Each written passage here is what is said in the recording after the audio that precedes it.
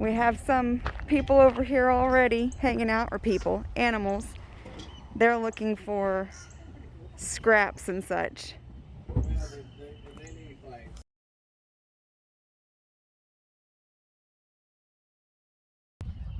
One of the perks of working at a 19th century plantation with a boss who is an interpreter first and foremost, and one who interprets cooking, is that we get to regularly sample the things that he makes here. And that's probably the reason why whenever I first started working here, I put on probably about 20 pounds, I think. I think it's the historical interpreter 20, you know, like the college 15. So we're gonna go in and try some fried dandelions. And this turns into this. Yum!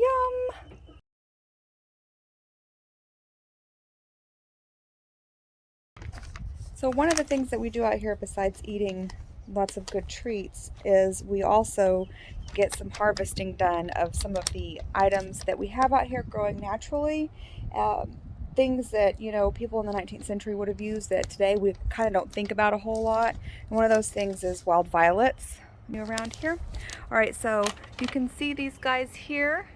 This is wild violet, and it is fantastic for making vinegars and syrups for flavoring, you know, drinks and things like that. It's also kind of supposed to be promoting good health and allergies, keeping your allergies from bothering you too much.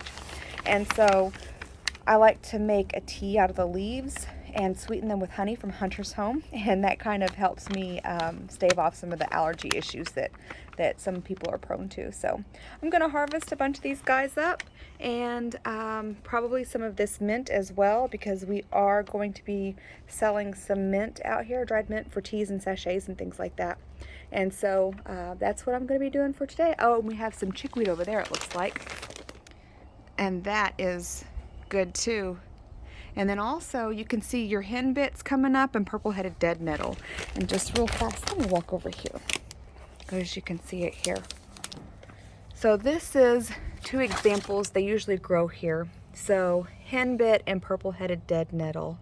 The purple-headed dead nettle, and they're both parts of the plant, and so this is also called archangel, and that's how I kind of tell which one's which, is because the archangel has these guys coming out of them like leaves or like wings a little bit, and then you can see that these guys are just kind of stacked on top of each other. And so these are also good in teas and things. They're part of the mint family, and you can tell from the square stems on them.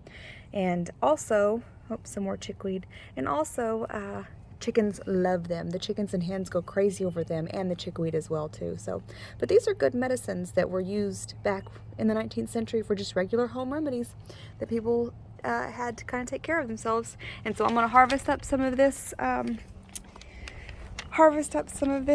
wild violet and see what else I can find. It's a lot of fun doing some of these projects because you get to spend a lot of time sitting around outside.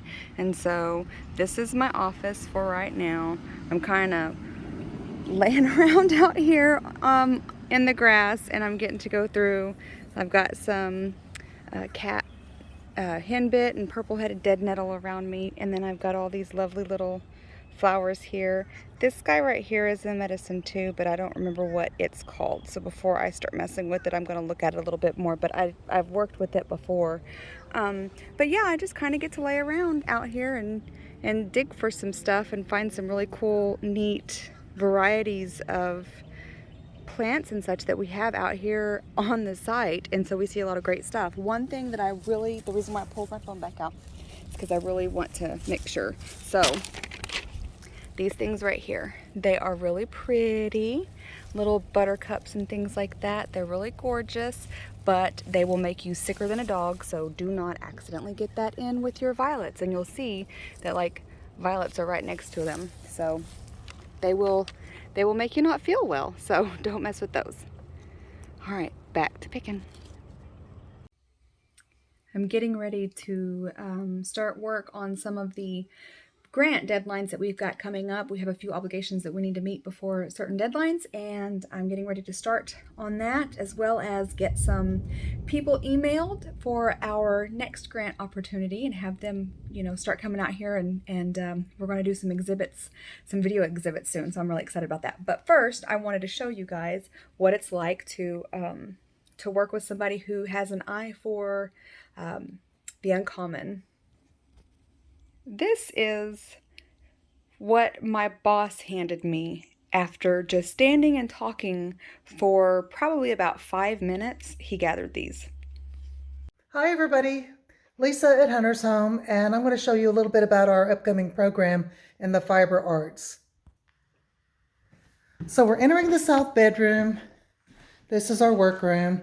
This is an ankle loom or a tape loom, and you can weave these narrow bands of tape, which could be ties, trim, or any number of things. And I'm going to show you how to thread this loom, which looks terribly intimidating. These are the heddles. You push down to open the shed this way. You raise it to pass the shuttle through this way. And over here we have the floor loom, which is warped with a linen towel. And when we purchased this loom, it already had this warp and this weaving on it. So I don't know a lot about it. The warp threads are a little bit fragile, but we're going to learn more about that. And I'm going to bring in my friend Kathy, who is an expert loom weaver who's been weaving over 50 years, to teach me and to teach us all more about this loom. Here we have the Treadle sewing machine. This is our domestic machine.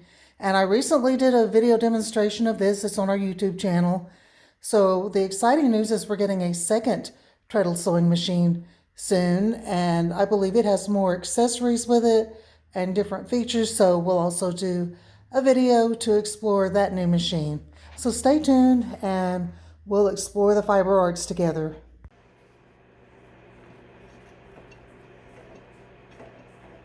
So this is how I get the thread off the plastic spools onto wooden spools so I can use them on the vintage sewing machines for living history.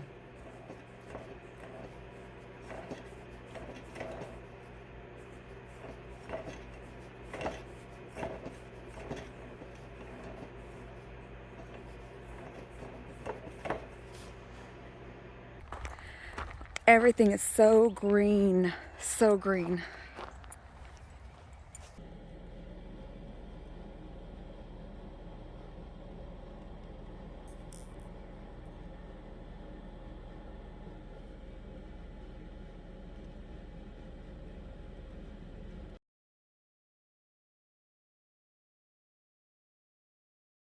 So what I do is step over here where I'm at.